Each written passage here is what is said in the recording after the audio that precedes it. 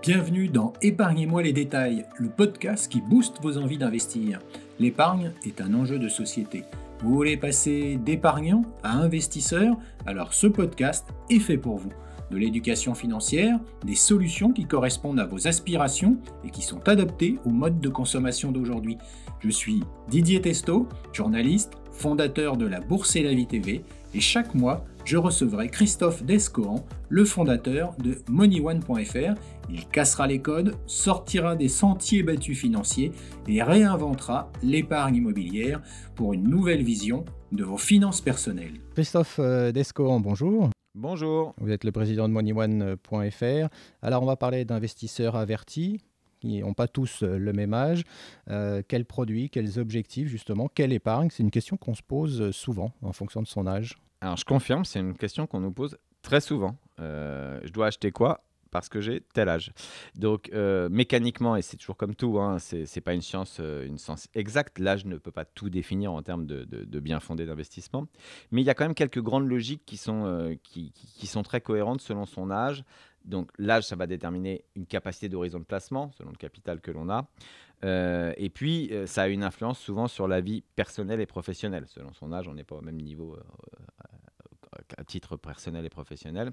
Et donc, ça peut timer, planifier des logiques d'investissement qui sont souvent, malgré tout, corrélées aux différentes étapes de la vie. Donc, on a toujours prôné, nous, la logique d'épargne pour tous, qui que l'on soit, quel que soit son âge et son capital.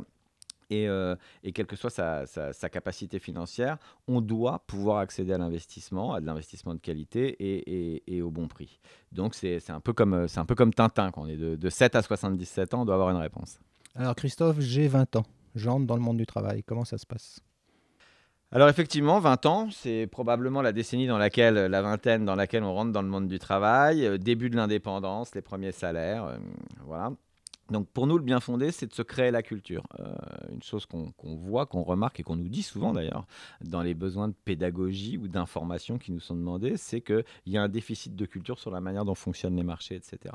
Donc c'est vraiment la période où il faut se créer la culture, mettre le pied à l'étrier, appréhender les marchés. Donc commencer à se diversifier et le faire via des outils qui sont relativement simples et qui mettent en risque relatif. Il ne faut aussi pas se leurrer, ces premiers salaires ne sont pas les plus élevés, c'est le début de l'indépendance, on a aussi des choses à faire, à dépenser, à vivre. Mais rien n'empêche pour le prix d'un abonnement téléphonique de venir se positionner sur les marchés de manière diversifiée et donc d'appréhender un petit peu ce à quoi ça réagit et se créer la culture.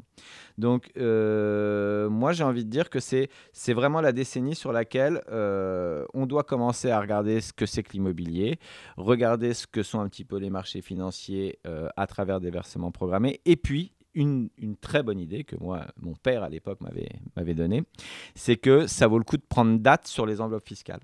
PEA, assurance vie, je l'ouvre, je mets le minimum, je ne réinvestis pas, mais j'ai pris date et j'ai déclenché la temporalité de mon optimisation fiscale. Alors, le temps passe, Christophe. J'ai la trentaine maintenant, déjà. Ça va vite, hein, Didier? Oui.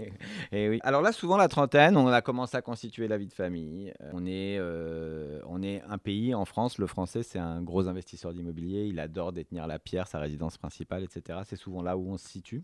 Donc, le fruit de ce qu'on a épargné la plupart du temps, pendant sa vingtaine, y inclut son épargne salariale ou autre, si on est des entreprises qui permettent d'en bénéficier, va servir à déclencher un process d'acquisition de la résidence principale. C'est souvent ça le curseur.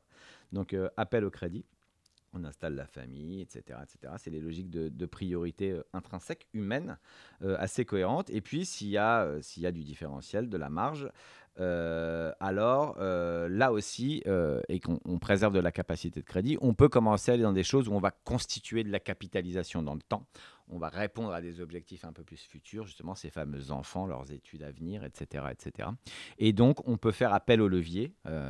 Donc là, on évoquait l'immobilier, j'ai envie de dire 20, 30, 40, 50, je vais toujours vous évoquer l'immobilier, puisque ça doit être une brique élémentaire, mais c'est la manière dont on va l'acheter qui va varier selon l'âge que l'on a, soit en versement programmé, soit à crédit pour constituer la capitale, en démembrement pour faire du revenu futur, etc. Il y a 1000 manières de le faire.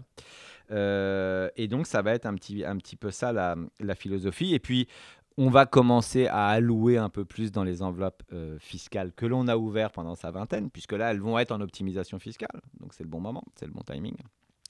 Et puis, là aussi, on l'a tous fait. Quand on a un enfant, on lui ouvre un livret A.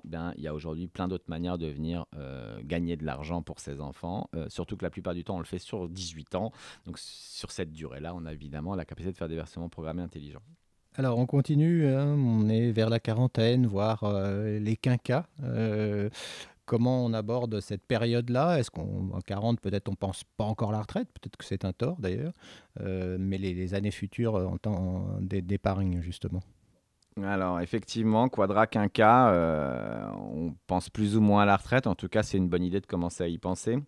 Ça peut être par le biais effectivement de diversification un peu plus long terme sur une à N enveloppe fiscale que l'on détient et en jouant sur sa durée de détention. Vous savez, vous pouvez tout à fait ouvrir 3 contrats d'assurance vie par exemple et puis en avoir un où vous dites celui-là il a une logique de 20 ans et donc j'ai une allocation qui est un peu plus cohérente par rapport au fait d'avoir quelque chose où je suis susceptible de ponctionner dedans pour aller faire des choses X ou Y sur la durée. Donc j'ai envie de dire qu'à profil de risque identique, l'horizon de placement et l'objectif pour lequel on le fait peut faire varier le risque de l'allocation. Ça, c'est un autre élément fondamental.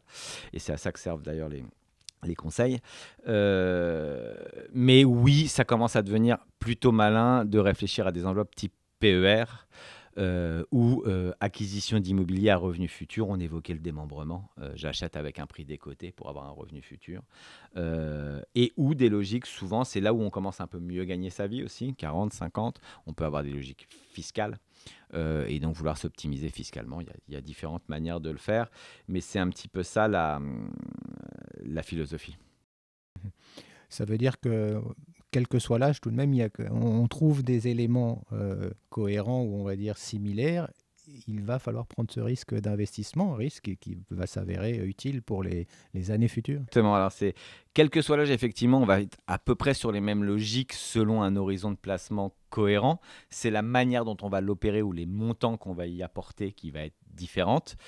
Ça, c'est le premier élément. Le deuxième élément, et qui est incontestable et qu'on vérifie tous les jours par rapport à nos clients, c'est effectivement plus on commence tôt, plus à un moment ou un autre, la capacité de venir s'exposer de manière plus massive au fur et à mesure qu'on vieillit devient importante et plus la logique d'enrichissement, de génération de revenus complémentaires devient importante. Donc, encore une fois, c'est jamais une mauvaise idée de commencer à investir même un tout petit peu, plutôt que d'attendre le dernier moment et de devoir assumer certains délais qu'on aurait tout à fait pu assumer préalablement si on avait anticipé un tout petit peu cette logique-là. Anticiper, on retiendra effectivement cet élément fondamental. Merci Christophe Descamps. Merci beaucoup Didier. MoneyOne.fr, investir, maintenant c'est comme ça.